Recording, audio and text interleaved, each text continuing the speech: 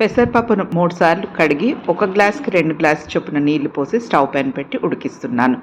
ఇది దగ్గరికి వచ్చినాక మూత పెట్టేసి సిమ్‌లో ఒక 10 నిమిషాలు తీసేస్తే ఉడికిపోతుంది.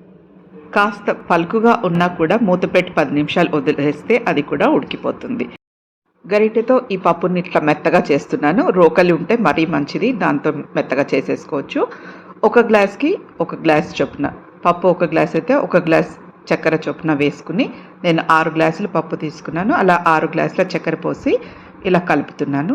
ఇలాచీ వేసిన చక్కెర పొడి కూడా దానిపైన వేశాను. ఆ పైన నెయ్యి కూడా వేస్తున్నాను.